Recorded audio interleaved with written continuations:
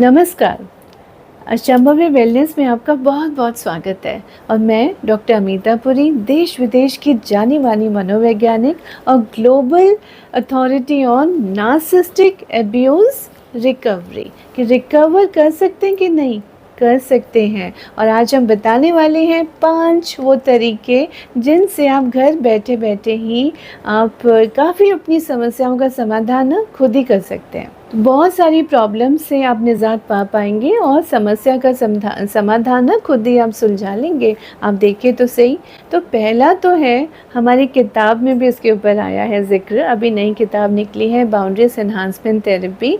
तो आपने पहला पॉइंट क्या है कि आपने अपनी बाउंड्रीज बनानी है, अपनी लक्ष्मण रेखा बनानी है।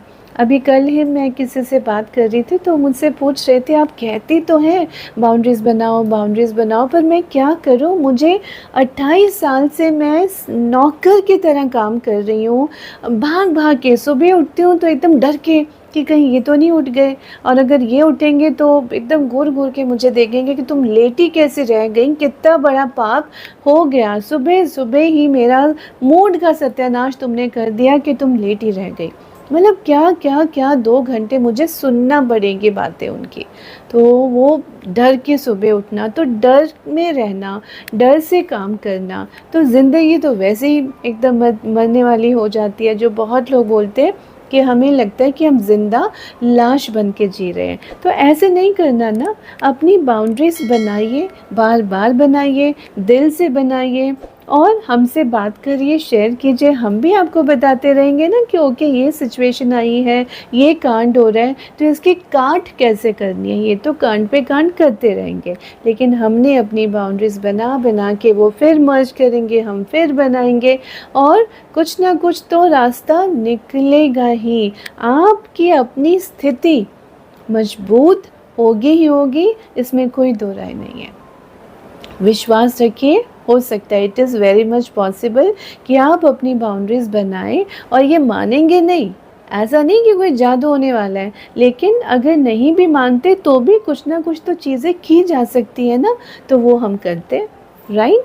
ओके। और जो दूसरा पॉइंट है, ये कुछ भी गाली कर दे आपको, गाली गलौज करे, आपने अपना सेल्फ कॉन्फिडेंस लूज़ नहीं करना है।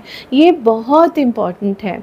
आपने जैसे ही अपना सेल्फ कॉन्फिडेंस लूज़ किया, इनकी तो विन हो गई, तो हम इन्हें क्यों जिताएं। तो जब हम अपने को मेंटली अपना ईगो इसमें ले आते हैं कि भाई मुझे रिएक्शन नहीं देना, एकदम से इन्होंने कुछ बोला, आपने एकदम से तुरंत जवाब दे दिया गुस्से में, नहीं, शांत तरीके से सोच समझ के उस चीज़ का आंसर आपने देना है। और जैसे ही दूसरा व्यक्ति तेजी में आ जाए, गुस्सा करने लगे, ऊल जलूल बातें, ऊल जलूल हरकतें करने लगे, आप बिल्कुल निकल जाइए, उस वक़्त आप कमरे से बाहर हो जाइए। ये बहुत ज़रूरी है। अगर ऐसा होगा तो आपकी लाइफ आपके कंट्रोल में रहेगी, वरना इतने सालों से तो आपको ये इंसल्ट्स, ये बदतमीज़ियाँ, ये बेहूदगी आप सफ़र करते जा रहे थे और अपने मन को समझा रहे थे कि भाई मैंने अपने मन को नम कर लिया है, मुझे कुछ फील ही नहीं होता। ये गलत है कि कहना या सोचना कि मुझे कुछ फील ही नहीं होता। आप अपनी ज़िंदगी जैसे भी एक ज़िंदा लाश की तरह भी निकाल रहे हैं ना, लेकिन आपके बच्चे तो देख रहे हैं, आपके बच्चे तो समझ रहे हैं, आपके बच्चे तो इस जद्दोजहद से जूझ रहे हैं कि उनकी माँ या उनके जो फादर हैं वो कितना सह रहे हैं। और क्यों इतनी गंदी गंदी गालियाँ जो घरों में दी जाती हैं, जो नार्सिसिस्ट व्यक्ति के द्वारा दी जाती हैं, जिसका बेहिसाब वो कुछ भी बोलेगा, गलत बोलेगा और बोलना ही बोलना है। तो हमने अपना सेल्फ कॉन्फिडेंस लूज़ नहीं करना, हमने उनकी बातों को एक सच मान के और अपने आप को एक गलत तरीके से, गलत नज़रिए से नहीं देखना कि वो सच बोल रहे हैं कि हम तो ऐसे ही हैं।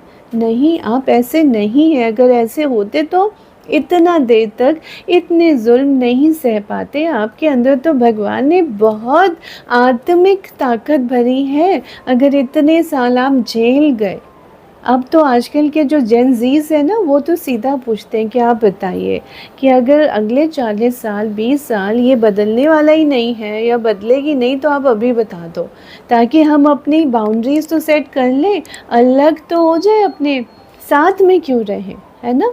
तो बाउंड्रीज़ आपने बनानी है, आपने अपना सेल्फ एस्टीम लूज़ नहीं करना। थर्ड पॉइंट है, आपने रिएक्ट नहीं करना, शांति से सोच समझ के रिस्पॉन्ड करना है। बहुत बार लोग बताते हैं कि ये इतना मुझे मारती थी, इतना उसने मुझे खूनो खून, यहाँ पर उसके दांत के यहाँ पर, पैरों में, पेट में इतना ज़्यादा मुझे मारा, और मैं कितना देर चुप रहूँगा। फिर जब मैंने उसे मारा अपने को बचाने के लिए, तो पड़ोसियों की खिड़कियां खोलनी शुरू कर दी, वहाँ रोना शुरू कर दिया कि ये मेरी आज जान ले लेगा, देखो इसने मुझे कितना मारा, मेरे हाथ भी खूनो खून, मेरे खून से उसके हाथ सने हुए थे, लेकिन वो वहाँ दिखा रही है कि मेरे हाथ, उसके हाथ जो हैं वो खून खून हो गए, क्योंकि मैंने, वो व्यक्ति जो था उसका हस्बैंड, वो बोला कि मुझे उसने गलत ठहराया। और पुलिस भी आ गई, वहाँ भी रोना शुरू हो गया। लेकिन फिर लोग बाग समझ गए कि तरीका समझ आ जाता है कि कौन कितने पानी में है। तो आपने डरना नहीं है, रिएक्ट नहीं करना, लेकिन रिस्पॉन्ड।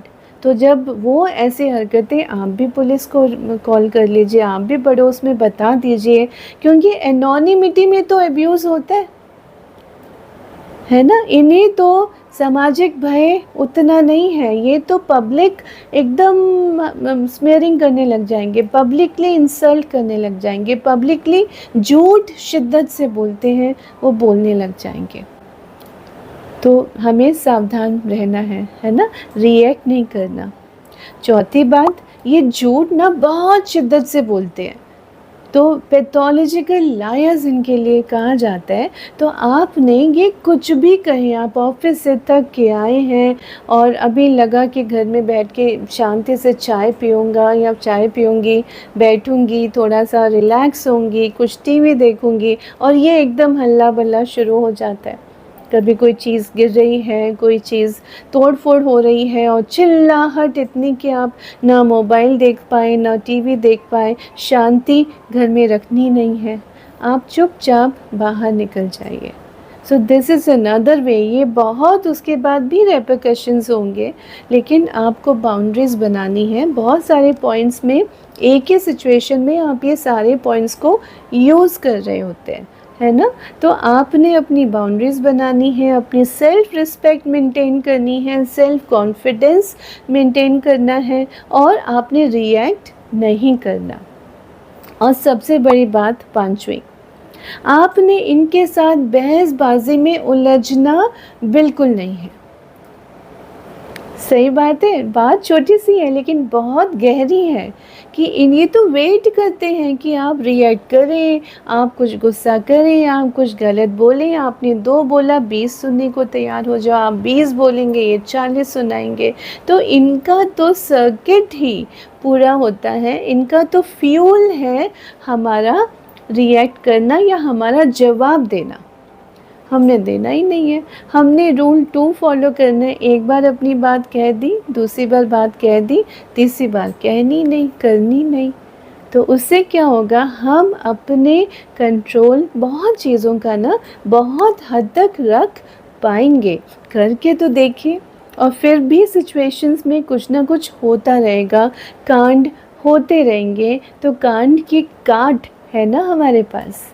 तो आप आइए, बात करिए, कॉल करिए, नंबर यहाँ पर आपके दिए हुए हैं। और जो मेंटल हेल्थ प्रोफेशनल्स हमसे जुड़ना चाहते हैं, सीखना चाहते हैं कि नार्सिसिस्टिक अब्यूज़ रिकवरी किस तरह हो सकती है, किस तरह इन समस्याओं से जूझा जा सकता है, उनका समाधान लिया जा सकता है, तो फिर वो फॉर्म भरेंगे, यहाँ पर उसका भी लिंक दिया हुआ है ना।